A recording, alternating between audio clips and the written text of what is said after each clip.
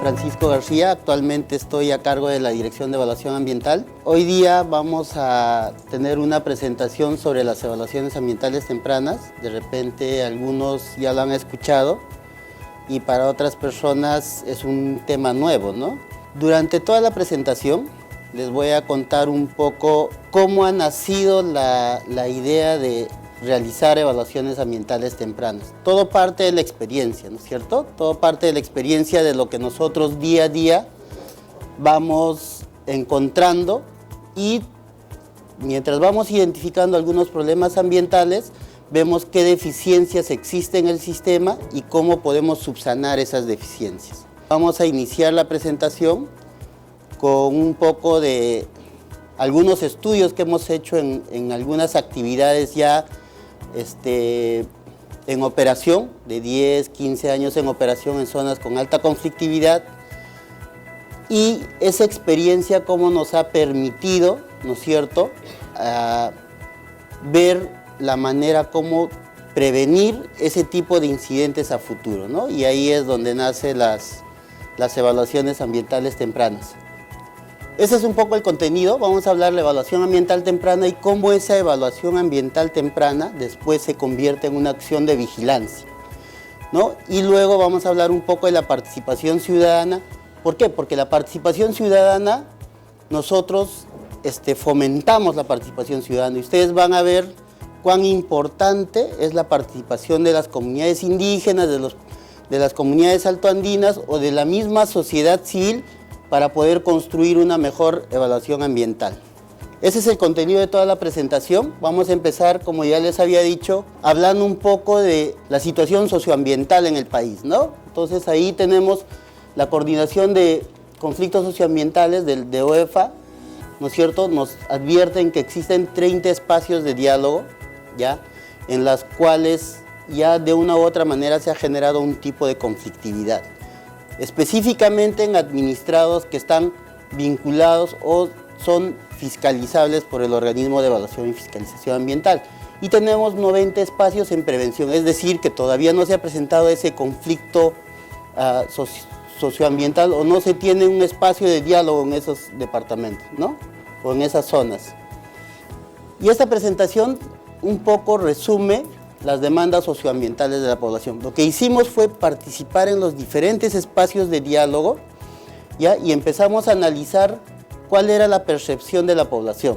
Entonces, muchos de ustedes seguro que también de una u otra manera han podido ver en algún medio de prensa o en las redes sociales el clamor de la población, ¿no? Por ejemplo, la población dice: anteriormente en el río, ¿no es cierto?, ubicado aguas abajo de una actividad minera, existían peces y ahora ya no existen. Eso es uno de las manifestaciones que realizan los pobladores, ¿no? O también dicen: mis aguas están contaminadas, ¿no es cierto?, desde que ha entrado la actividad. También dicen que sus animales se mueren, ¿no es cierto? Ustedes habrán podido ver en las diferentes redes sociales. Entonces esa es la percepción de la población. De una u otra manera nosotros analizamos e identificamos esa percepción y esa percepción se traduce en una demanda socioambiental a través de los espacios de diálogo.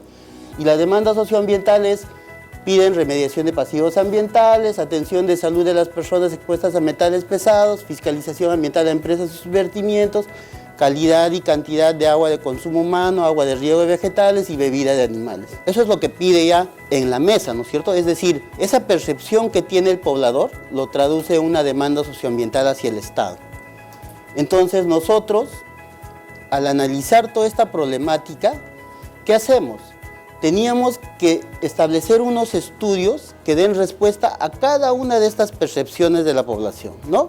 Es decir, si hemos visto que las zonas con alta conflictividad, la población dice que se mueren sus animales, nosotros teníamos que ver un estudio que permita dar respuesta a la población, ¿no es cierto?, ¿por qué se están muriendo esos animales? La población decía: los ríos y manantiales están contaminados. Entonces teníamos que hacer un estudio que nos permita ver cuál era el estado de la calidad ambiental de esos ríos y manantes ubicados en zonas aledañas a los proyectos que son fiscalizables por OEFA. ¿No es cierto? Decían que antes había peces y ahora ya no existen peces en esos cuerpos de agua.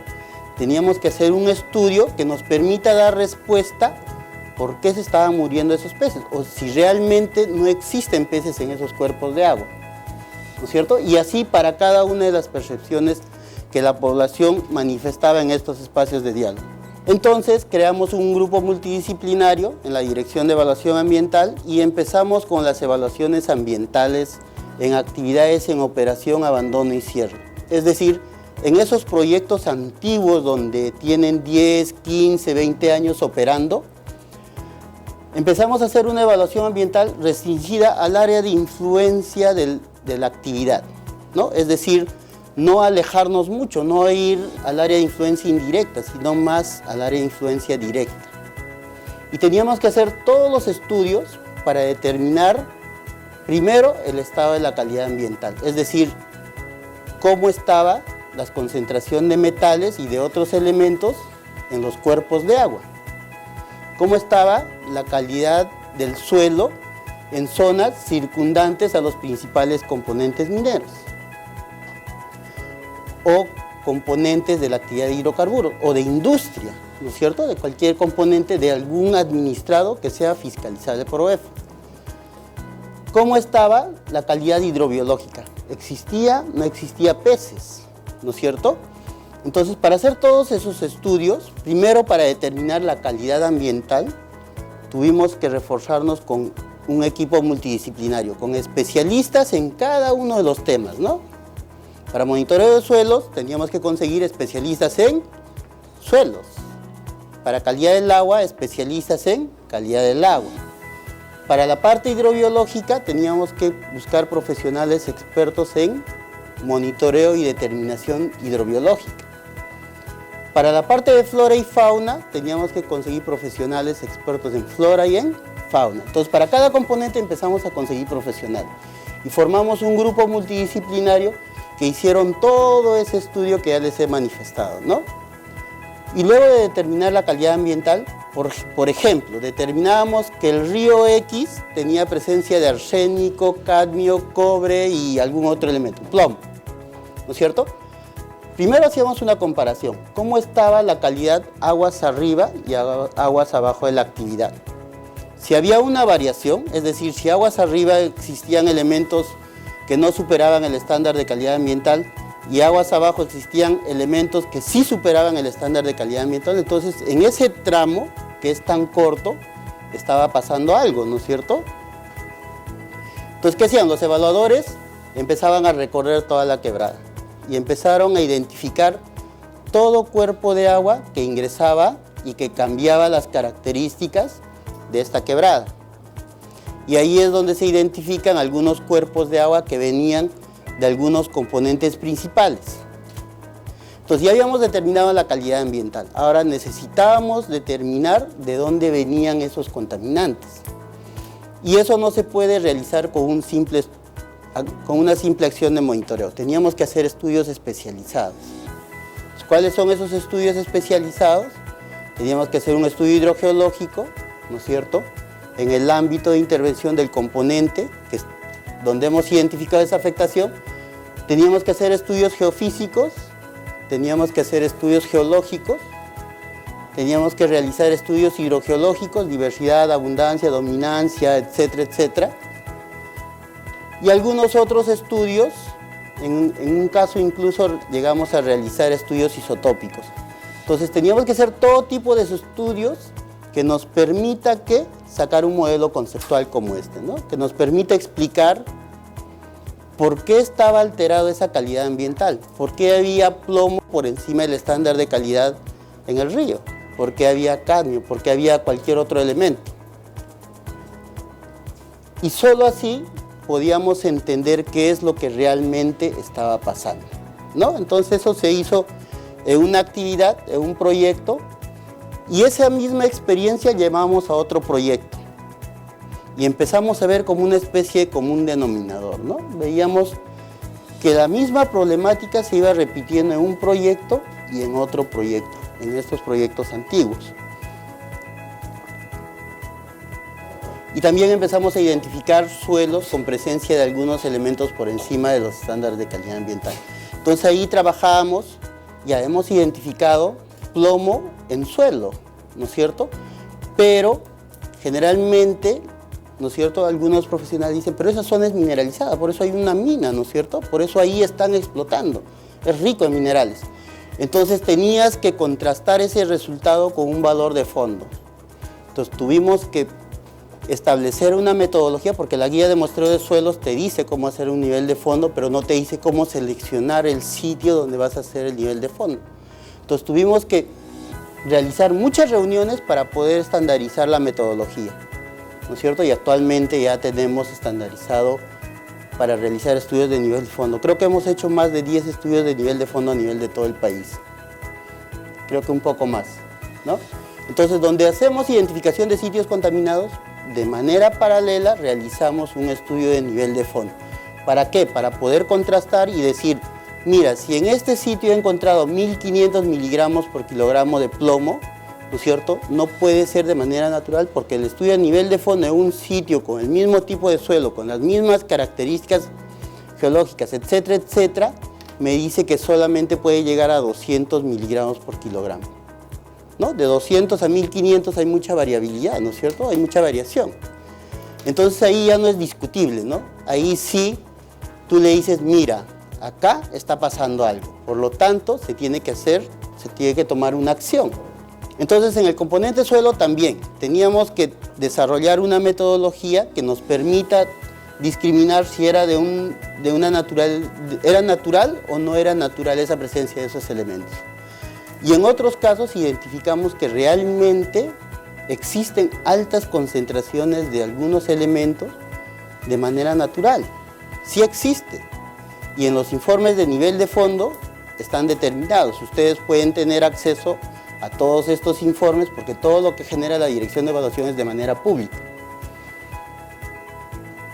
Y no solamente vimos ese problema en zonas altoandinas, sino también vemos en zonas de selva, la actividad de hidrocarburos, ¿no? Presencia de afloramientos con altas concentraciones de cloruros y algunos otros elementos metálicos.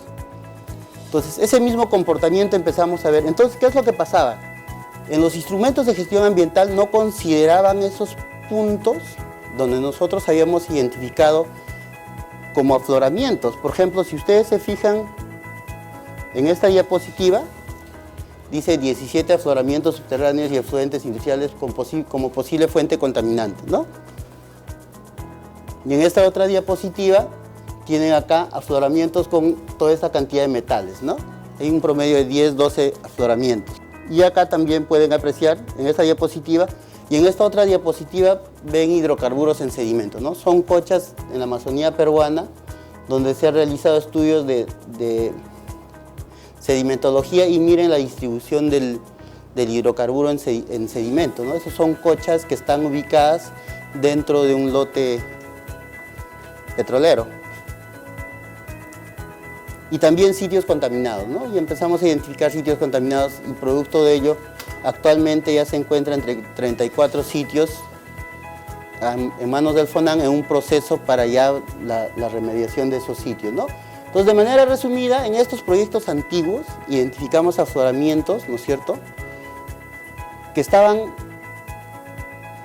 incrementando la concentración de metales en los cuerpos de agua a los cuales tributaban. Encontramos suelos contaminados con algunos elementos metálicos que superaban el estándar de calidad ambiental, ¿no es cierto? En hidrobiología vimos una diversidad muy variada del aguas arriba y el aguas abajo, ¿no? Tanto en el sector de minería y en hidrocarburos. Y en industria es igual. Tenemos un gran estudio que hicimos en Ventanilla, donde demostramos que los suelos también tenían presencia de algunos elementos como metales pesados por encima de los estándares de calidad ambiental. Entonces, ¿qué es lo que pasa? Esos afloramientos generalmente no estaban en un instrumento de gestión ambiental. Entonces, no estaba como un compromiso de la empresa para poder hacer una vigilancia, ¿no? Entonces, a veces la empresa decía, bueno, yo no sabía que esos afloramientos estaban cambiando las características del cuerpo de agua, ¿no? Porque no estaba como parte de mi compromiso. Yo no vigilo ese cuerpo de agua. Entonces, probablemente hayan aparecido en el camino, ¿no? O probablemente no se haya identificado en el estudio de línea de base. Son dos alternativas, ¿no? O no lo han identificado, o también hay la posibilidad que a través del tiempo, por un proceso de lixiviación, la napa freática incrementa su volumen y empieza a salir afloramientos por donde puede, ¿no es cierto? Y eso también es posible. Entonces tenías esos dos escenarios. Nosotros dijimos, ¿y ahora qué hacemos? Nos vemos con una problemática, nosotros tenemos que prevenir. Ya estamos actuando en estos proyectos antiguos, ¿no es cierto? Toda esta información va a la Dirección de Supervisión Ambiental en Energía y Minas o en actividades productivas, y ellos en el marco de sus funciones toman acciones administrativas. Entonces en estos proyectos antiguos ya estábamos tomando acciones, pero no podemos llegar a proyectos de 10, 15, 20 años para volver a hacer otra evaluación ambiental. Entonces ahí dijimos, tenemos que generar información para que no pase lo que nosotros ya hemos identificado en los proyectos antiguos. Entonces ahí nacen las evaluaciones ambientales tempranas, ¿no? Sobre la base del estudio de línea base de los instrumentos de gestión ambiental, es decir, del estudio de impacto ambiental, sobre esa base construimos la información. Y eso es lo que les voy a presentar ahora. Entonces las evaluaciones ambientales tempranas son todos esos estudios, acciones de monitoreo y evaluaciones que se realizan a los diferentes componentes ambientales, ¿ya? Para generar información y eso convertirse en el tiempo como una acción de vigilancia. Poder tener información que nos permita, a través del tiempo, identificar algún cambio en algún componente ambiental y poder tomar acciones inmediatas. ¿Por qué la realizamos? Acá hay algo muy importante, ¿no? Lo que hemos visto en las evaluaciones ambientales tempranas que ya realizamos en el 2017 es que existen áreas de influencia de alguna actividad que nosotros fiscalizamos que ya tienen problemas ambientales, ¿no? Por ejemplo, si ven en este diseño, van a poder ver que aguas arriba del proyecto, todo está dentro del estándar de calidad ambiental, pero aguas abajo ya empiezas a encontrar hierro, manganeso, algunos elementos que ya superan el estándar de calidad ambiental, ¿no? Pero no existe ningún tipo de proyecto acá, porque todavía no ha empezado la etapa de operación. Entonces, ¿de dónde salen esos elementos que están afectando o alterando la calidad ambiental? Existen otras actividades antróficas, ¿no es cierto? Otras actividades antrópicas que cambian las características, como por ejemplo, lo que hemos identificado, ¿no? Pasivos ambientales, ¿no es cierto?, que te cambian completamente las características de una zona. O minería artesanal o minería informal, ¿no?, que también te cambia las características de algunos componentes ambientales de manera drástica, así como pueden ver acá, ¿no? Por ejemplo, acá tienes minería artesanal, tienes pasivos mineros, y que a veces en los estudios de línea de base sí los identifican, pero no le hacen un mayor análisis, ¿no? Porque el administrado te dice, yo tengo un pasivo acá. Lo que te hace la evaluación ambiental temprana es prácticamente te caracteriza el pasivo. ¿Para qué? Para que esa información no solamente sirva a una acción de fiscalización, sino también sirva algún organismo para que pueda tomar acciones de acuerdo a su competencia. ¿Se dan cuenta?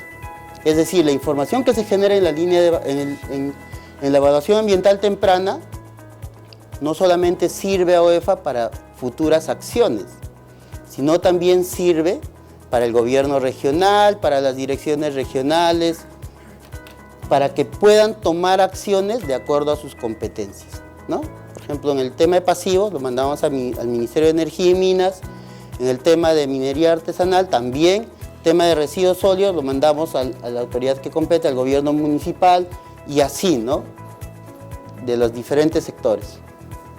Entonces, una evaluación ambiental temprana no solamente te describe cómo está la calidad ambiental, sino te identifica de dónde viene ese contaminante, ¿no?, de dónde viene ese elemento que te está cambiando las características del cuerpo de agua. Puede ser natural, ¿no es cierto?, que hemos identificado. También hay zonas que tienen una acidez natural de pH 3.5, 4, 4.5, de 5, ¿no?, de manera natural, porque no existe nada del proyecto.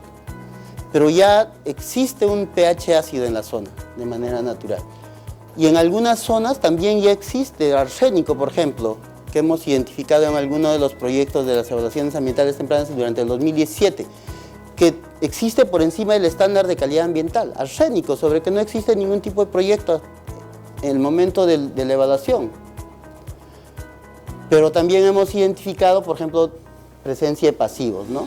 Entonces la evaluación ambiental temprana te identifica la calidad ambiental y también te dice de dónde viene ese elemento que te está cambiando las características de ese componente ambiental.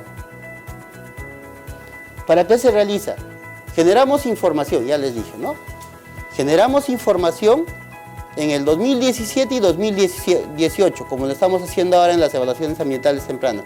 Este año tenemos 12 evaluaciones ambientales tempranas, 10 de las cuales vienen del 2017. ¿Por qué? Porque necesitamos agarrar temporalidad, época seca, época de lluvia.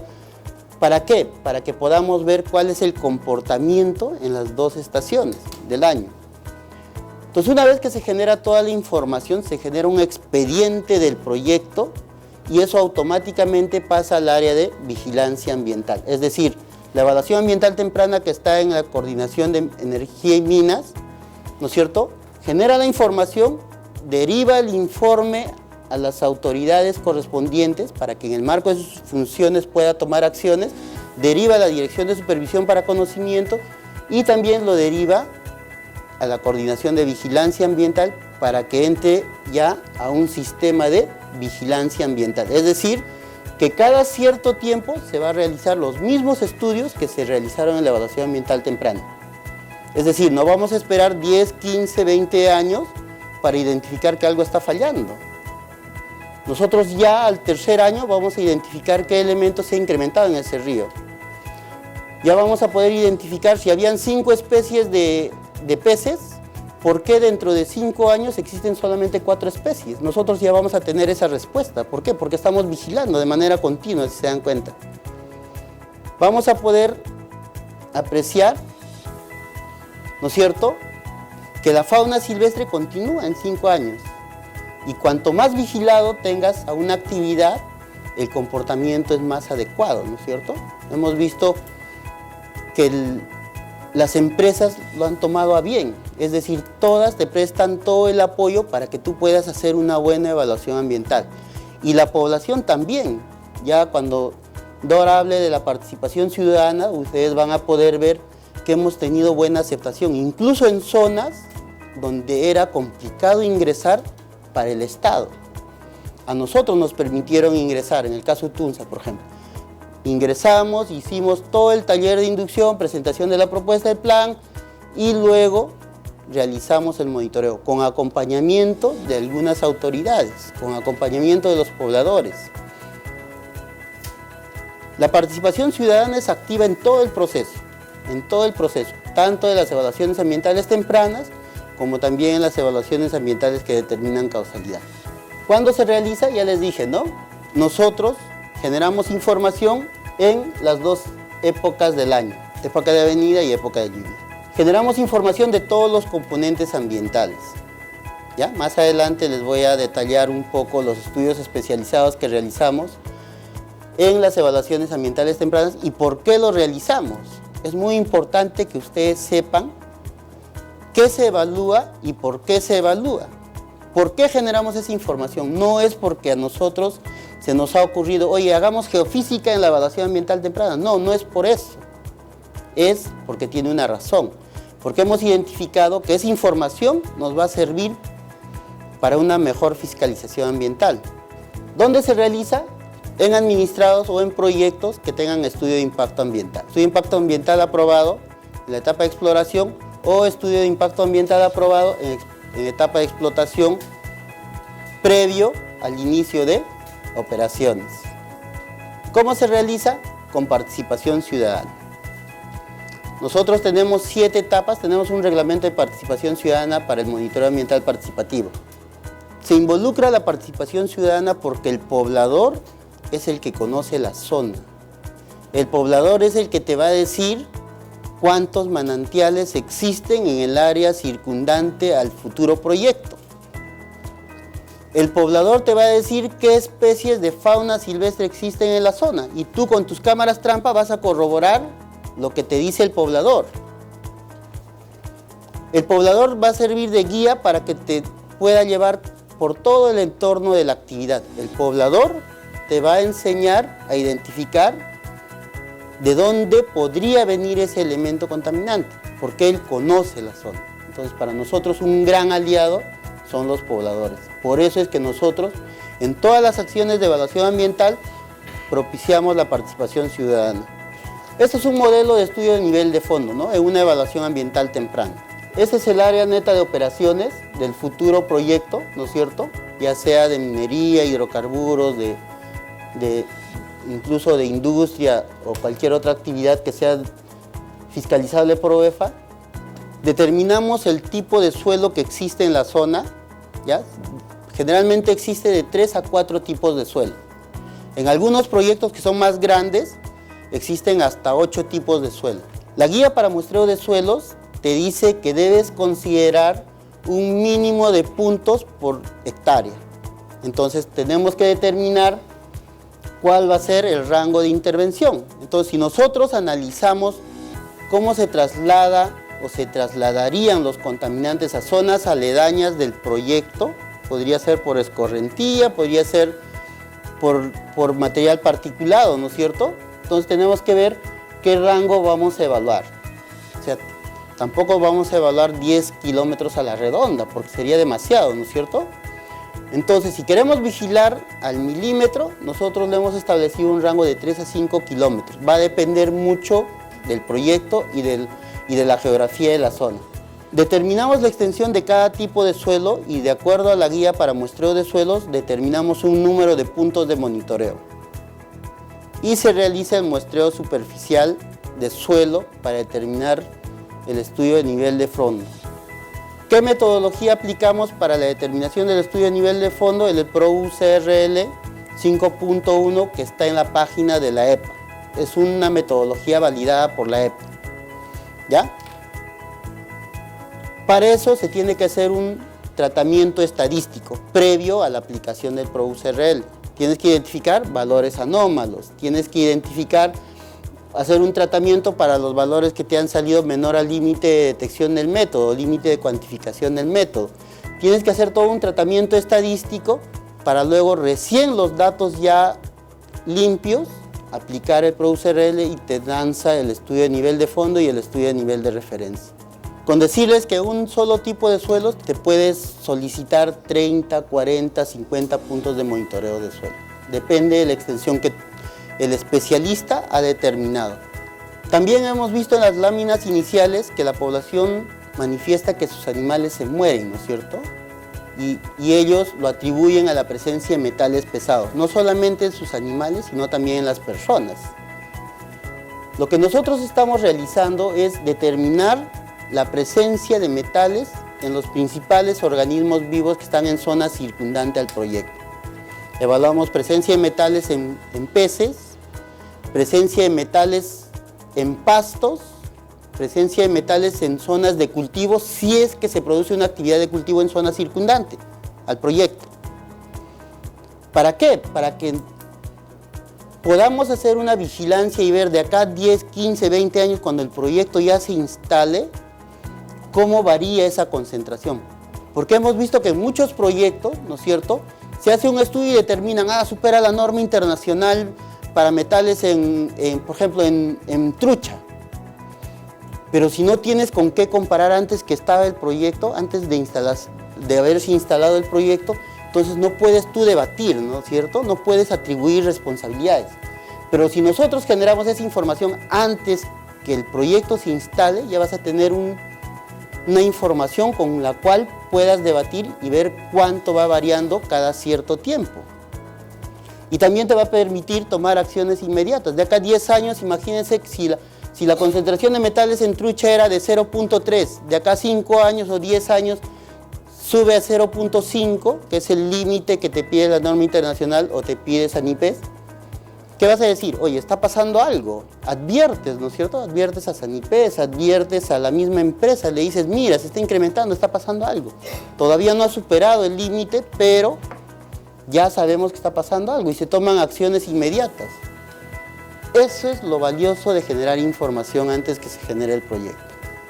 Y en el tema de flora, se realizan se instalan en zonas de selva, tenemos instalado parcelas permanentes, donde se ha medido el diámetro, la altura y se ha determinado la especie de los árboles.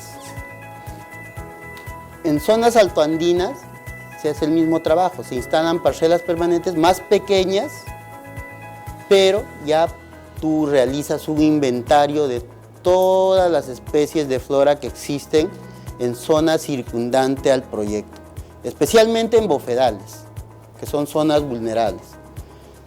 Pero de acá a 10 años yo puedo decir, existía la especie X, pero en 10 años digo, ya no existe. ¿Por qué? Porque mi estudio de flora me va a decir que esa especie no está, ¿no es cierto?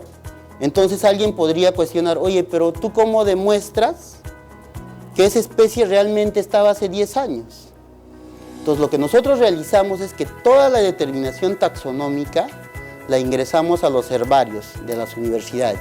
Entonces si alguien quiere corroborar dentro de 10 años si realmente existía o no existía esa especie, nosotros tenemos un registro y le decimos, mira, esa especie que determinamos hace 10 años está en el registro del Herbario Vargas de la Universidad Nacional San Antonio Abad del Cusco.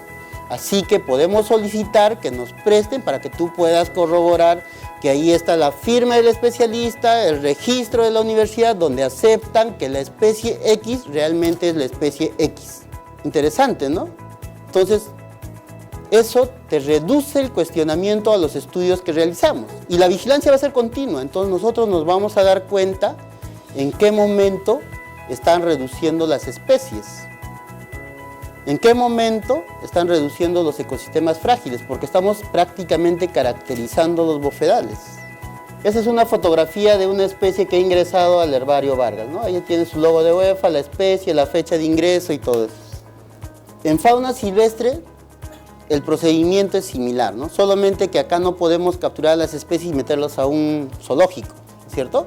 Entonces, para eso nosotros hemos realizado un registro fílmico, es decir, utilizamos la metodología de las cámaras trampa, es decir, dejamos las camaritas ahí en las zonas donde nuestro especialista ha determinado que es camino del animalito silvestre, y estas camaritas tienen unos sensores de movimiento, que cuando el animalito se acerca empieza a tomar fotos y a filmar, ¿no? Entonces es un modelo, por ejemplo, pero esta fotografía es de selva, ustedes van a poder ver las especies que se han determinado. Es un video corto, en sí tenemos videos completos de 1 hora, hora y media, y tenemos de diversas partes del país, ¿no? Y este año vamos a generar información de comunidades altoandinas. Entonces, si alguien duda de alguna especie que hayamos identificado en la evaluación ambiental temprana, nosotros sacamos nuestro archivo y le mostramos el videíto, ¿no? Mira, acá está nuestra especie identificada por si tienes alguna duda.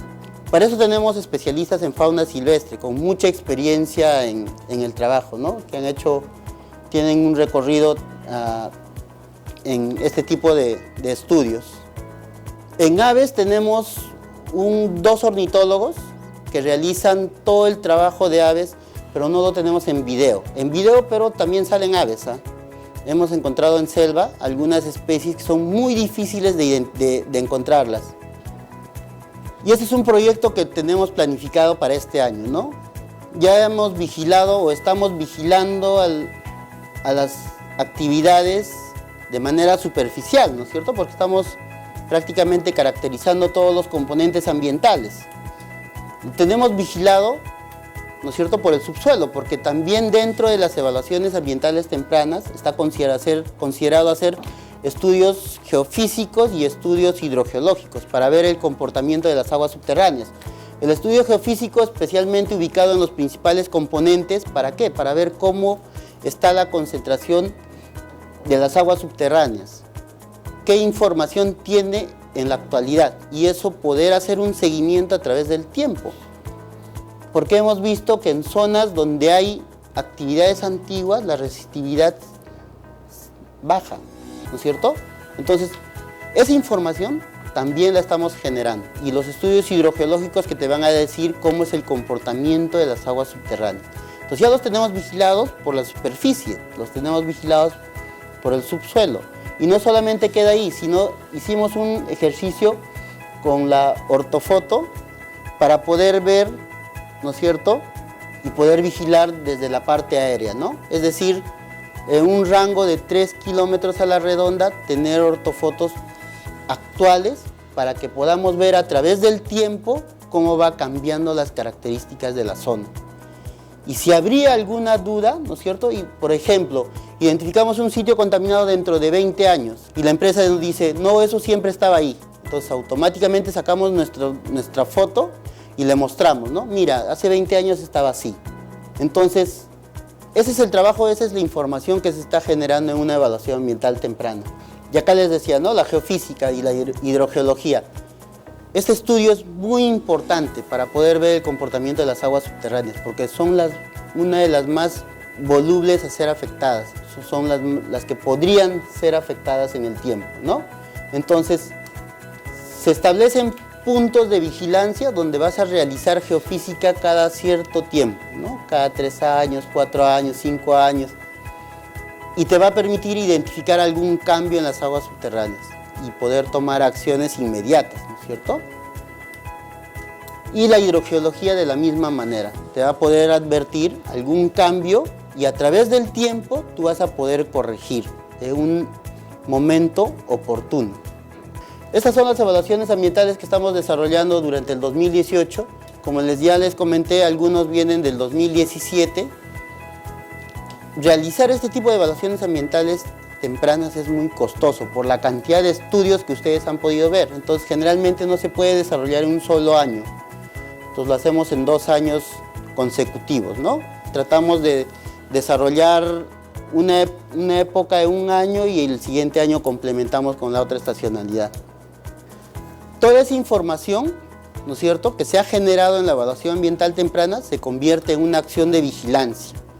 Es decir, se tiene una coordinación que realiza la acción de vigilancia ambiental, es decir, ellos vigilan con una periodicidad continua. Por ejemplo, en el tema de calidad del aire, actualmente tenemos 2 estaciones fijas que te miden la calidad del aire en tiempo real, en ámbito de intervención de 2 administrados fiscalizables por OEF.